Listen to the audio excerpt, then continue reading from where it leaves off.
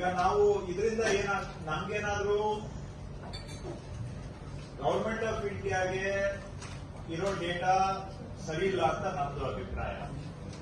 ನಾವು ಅವ್ರಿಗೆ ವಾದ ಮಾಡಿದ್ವಿ, ಪ್ರಿನ್ಸಿಪಲ್ ಸೆಕ್ರೆಟರಿ ಅವರು ನಾವು ಕೂತ್ಕೊಂಡು ಬಹಳ ಚರ್ಚೆ ಆಯ್ತು.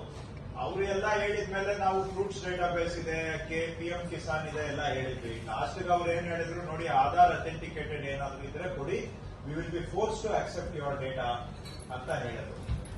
ಸೊ ನಮ್ಮ ಪ್ರಕಾರ 65 to 70 ಇದೆ. ಈಗ ನೋಡಿದ್ರೆ ಇವಾಗ ಇಲ್ಲಿವರೆಗೂ ಆಗಿರೋ ಡೇಟಾದಲ್ಲಿ 80% ಇದೆ. ಬಟ್ ನನ್ಗೆ ಎಷ್ಟು it will come down to about 65 to 70% are small and marginal farmers ಕರ್ನಾಟಕದಲ್ಲಿ ಅಂತ.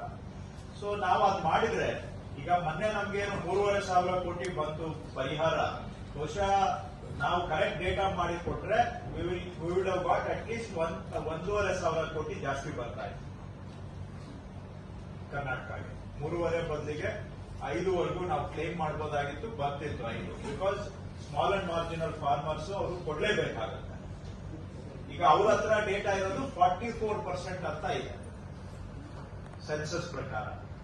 ಸೊ ನಾವು ಓವರಲ್ ಆಗಿ ಏನೇ ಡಿಸ್ಪ್ಯೂಟ್ ಮಾಡಿ ಏನೇ ಡೇಟಾ ಕೊಟ್ಟರು ಒಪ್ತಾ ಇಲ್ಲ. ಫೈನಲಿ ದಿಸ್ ಡೇಟಾ ಅವರು ಒಪ್ಪಲೇಬೇಕಾಗುತ್ತೆ.